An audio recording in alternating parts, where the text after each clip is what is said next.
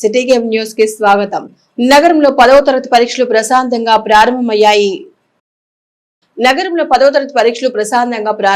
జిల్లా వ్యాప్తంగా ఏర్పాటు చేసిన 145 కేంద్రాల్లో ఉదయం 9:30 ప్రారంభమైన 10వ తరగతి పరీక్షలకు హాజరైన విద్యార్థులు ముందుగానే ఆయా పరీక్షా కేంద్రాలకు చేరుకున్నారు. పరీక్షా కేంద్రాలకు నిర్ణీత సమయానికంటే ముందుగానే విద్యార్థులు చేరుకోవడంతో ఆ ప్రాంతాలు కోలాహలంగా మారాయి. ఈ సందర్భంగా ఎలాంటి అవాంఛనీయ సంఘటన జరగకుండా గట్టి పోలీస్ బందోబస్తు ఏర్పాటు చేశారు.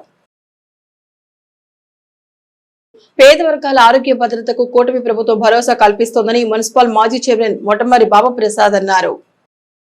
పేద వర్గాల ఆరోగ్య భద్రతకు కూటమి ప్రభుత్వం భరోసా కల్పిస్తోందని మున్సిపల్ మాజీ చైర్మన్ మొటమరి బాబుప్రసాద్ అన్నారు.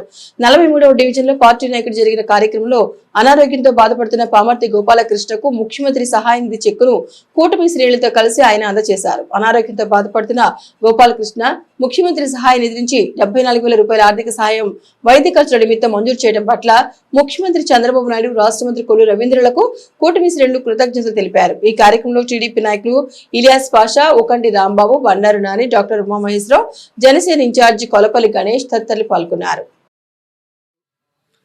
మరి ఎన్టీఆర్ ఆరోగ్యశ్రీ కింద మనకి మెడికల్ నిమిత్తం దాదాపు 76,000 రూపాయలు వాళ్ళ ఆరోగ్యం కింద ఆపరేషన్ నిమిత్తం ఆయనకి అందజేయడం జరిగింది.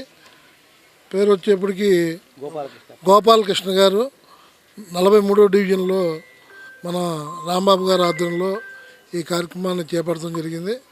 ముఖ్యంగా ప్రతి పేదవాళ్ళకు కూడా కష్టాలు ఉన్నప్పుడు కూటమి ప్రభుత్వం ఆదుకోవడానికి ముందుగా ఉంది. ఈరోజు చంద్రబాబు నాయుడు గారు కానీ, పవన్ కళ్యాణ్ గారు కానీ, బీజేపీ ప్రభుత్వం కానీ అందరూ కలిపి వాళ్ళకు ఒక యూనిట్గా అందరికి కూడా ప్రతి పథకం అందాలి, పేదవాళ్ళకి అండగా ఈ ప్రభుత్వం ఉండాలని చెప్పి కూడా మొదటి నుంచి ఎలక్షన్ ముందు ఏదైతే చెప్పిందో ఆ రకంగానే ఒక్కొక్కటి కూడా అనేక సంక్షేమ కార్యక్రమాలు, అనేక అభివృద్ధి కార్యక్రమాలు చేపడుతూ ఈ రాష్ట్రాన్ని ముందుకి చంద్రబాబు నాయుడు గారు, పవన్ కళ్యాణ్ గారు, అట్లాగే మన మంత్రి కొల్లు రవీంద్ర గారు, బాలశౌరి గారు కూడా ఈ కార్యక్రమాలను చేపట్టడం జరుగుతుంది. దాంట్లో భాగంగా తెలుగుదేశం పార్టీ, జనసేన కూటమి ప్రభుత్వం అంతా కూడా పెద్ద ఎత్తున అభివృద్ధి కార్యక్రమాలు కూడా శ్రీకారం చుడుతుంది. ఈరోజు ఎవరైతే మరి ఆర్థికంగా వెనకబడి ఉన్నారో వాళ్ళందరికీ కూడా మేము ఉన్నాం అండగా అని చెప్పి వాళ్ళు ఈ చెక్కు పంపిణీ కార్యక్రమాన్ని కూడా చేపట్టడం జరుగుతుంది. రాంబాబు గారు, అట్లాగే గణేష్ గారు, అట్లాగే ఇక్కడ ఉన్నటువంటి కూటమి నాయకులందరూ ఈ రోజున పి గోపాలకృష్ణ గారికి ఆరోగ్యమే మహాభాగ్యం, ఆరోగ్యమైనటువంటి జీవితం, ఆరోగ్యమైనటువంటి వ్యక్తులు, అనేక సమస్యలతో ఇబ్బంది పడుతున్నటువంటి చంద్రబాబు నాయుడు గారు ఆ రోజు ఒకటే చెప్పారు.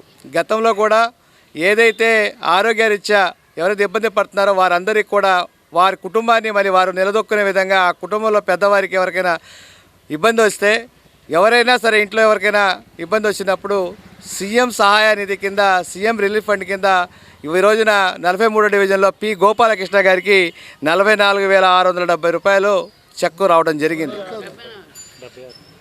74,670 రూపాయలు చెక్కు రావడం జరిగింది. అట్లాగే గౌరవ మంత్రివర్యులు కొల్లు రవీంద్ర గారు కూడా నిత్యం ప్రజల్లో ఉంటూ ఇలాంటి ఏదొచ్చినా కూడా ఇమీడియట్గా ప్రజలకి అందుబాటులో ఉండాలన్న, ప్రజలకి అందుబాటులోకి చెక్కులు రావాలని నిరంతరం పనిచేస్తూ ఉన్నారు.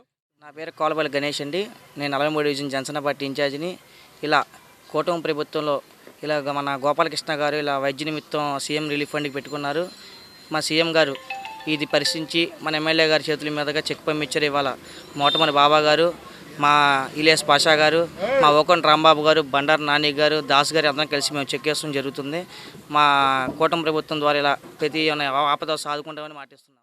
పామరు నియోజకవర్గంలో 10వ తరగతి పరీక్షలు ప్రశాంత వాతావరణంలో జరిగాయి. పామరు నియోజకవర్గంలో 10వ తరగతి పరీక్షలు ప్రశాంత వాతావరణంలో జరిగాయి. పరీక్ష కేంద్రాల వద్ద ఎటువంటి అవాంఛనీయ సమస్యలు తలెత్తకుండా అధికారులు పటిష్ట చర్యలు తీసుకున్నారు. హాల్ టికెట్ ఉన్న విద్యార్థులను క్షుణ్ణంగా తనిఖీ చేసి పరీక్షా కేంద్రాలకు అనుమతిస్తున్నారు. పరీక్షా కేంద్రాల పరిసర ప్రాంతాల్లో 144 సెక్షన్ అమల్లోకి తెచ్చి పోలీసులు భద్రతా చర్యలు చేపట్టారు. పరీక్షా కేంద్రంలో ప్రత్యేకంగా సీసీ కెమెరాలు ఏర్పాటు చేసి నిరంతర నిఘా వ్యవస్థను ఏర్పాటు చేశామని, ఇన్విజిలేటర్ ఫోన్లు సైతం పరీక్షా కేంద్రాలకు అనుమతించకుండా పటిష్ట చర్యలు తీసుకుంటున్నట్లు విద్యాశాఖ అధికారులు తెలియజేశారు. నిజాంపేటలోని రామాలయం ప్రథమ వార్షికోత్సవం ఘనంగా నిర్వహించారు. నిజాంపేటలోని రామాలయం ప్రథమ వార్షికోత్సవం ఘనంగా నిర్వహించారు. హనుమకొండ రాంభజన నాయుడు రామాలయంగా పిలువబడి ఈ ఆలయం నిర్మించి ఏడాది కావడంతో ప్రత్యేక పూజలు అభిషేకాలు జరిపారు. లోక కళ్యాణార్థం శ్రీరామ హోమం నిర్వహించారు. పెద్ద సంఖ్యలో భక్తులు ఈ కార్యక్రమంలో పాల్గొన్నారు.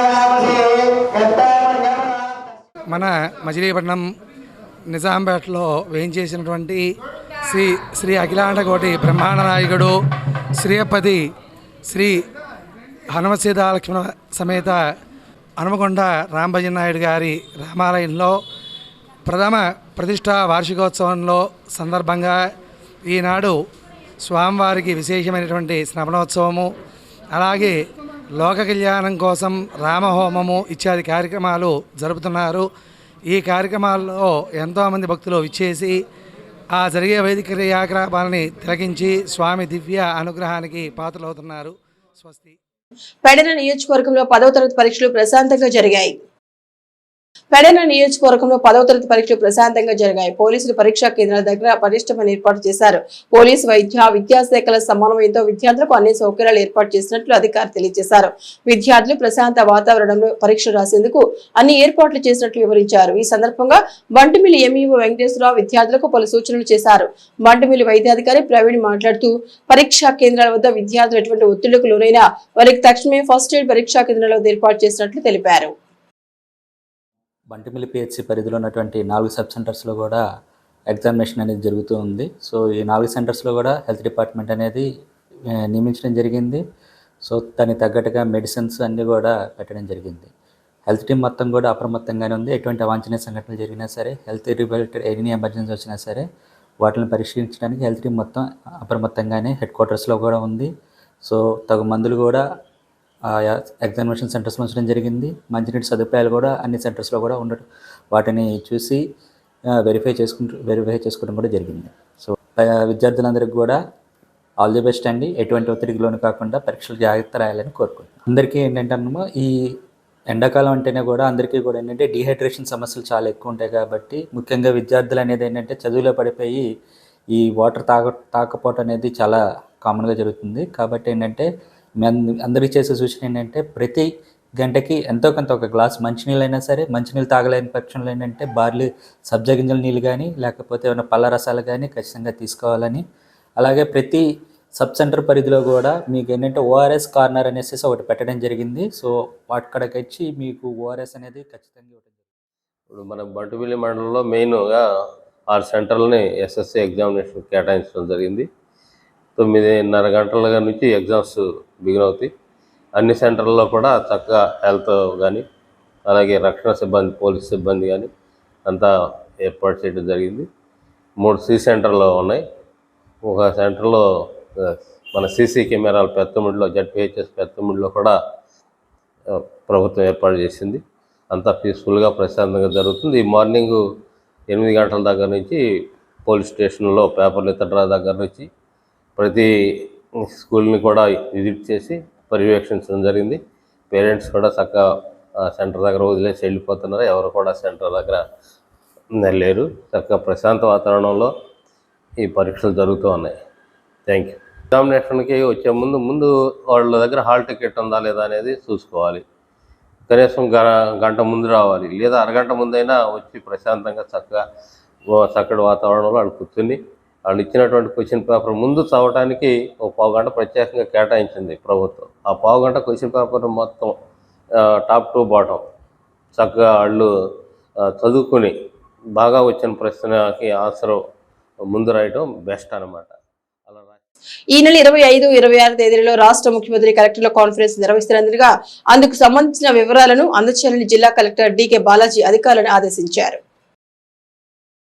నగరంలోని కలెక్టరేట్ సమావేశ మందిరంలో జిల్లా కలెక్టర్, సంయుక్త collector Geetanjali Sharma, DRO Chandrasekhara Rao, KRCSTC శ్రీదేవులతో కలిసి ప్రజా సమస్యల పరిష్కార వేదిక మీకోసం కార్యక్రమం నిర్వహించి వివిధ ప్రాంతాల నుండి వచ్చిన ప్రజల నుండి అర్జీలను స్వీకరించారు. తొలుత జిల్లా కలెక్టర్ జిల్లా అధికారులతో సమావేశం నిర్వహించి మాట్లాడుతూ ఈ నెల 25, 26 తేదీల్లో రాష్ట్ర ముఖ్యమంత్రి కలెక్టర్ల కాన్ఫరెన్స్ నిర్వహిస్తున్నారని, ఇందుకోసం అన్ని ప్రభుత్వ శాఖల అధికారులు వారి శాఖకు సంబంధించిన నివేదికలను నిర్ణీత నమూనాలు వెంటనే అందజేయాలన్నారు. మీకోసం అర్జీల పరిష్కారంపై సమీక్షిస్తూ జిల్లాలో మొత్తం 19,378 అర్జీలు రాగా అందులో ఇప్పటివరకు ఇంకా 2,397 అర్జీలు అపరిష్కృతంగా ఉన్నాయన్నారు. వాటిని సత్వరమే పరిష్కరించేందుకు తగిన చర్యలు తీసుకోవాలని అధికారులకు సూచించారు. గడువు మీరిన అర్జీలు 5 ఉన్నాయని వాటిని సంబంధిత అధికారులు తక్షణమే పరిష్కరించాలని ఆదేశించారు. కృత్రిమేను ERGO హైకోర్టు ఇచ్చిన ఉత్తర్వులను అమలు చేయకపోవడం పట్ల అసంతృప్తి వ్యక్తం చేస్తూ హైకోర్టు ఉత్తర్వులను ఖచ్చితంగా అమలు చేయడంలో ఏమాత్రం నిర్లక్ష్యం వహించినా సంబంధిత అధికారులపై క్రమశిక్షణ చర్యలు తప్పవని హెచ్చరించారు. ఈ సందర్భంగా కలెక్టరేట్ లో మొత్తం 145 అర్జీలు అందాయి. సిటీ కేబుల్ న్యూస్ సమాప్తం.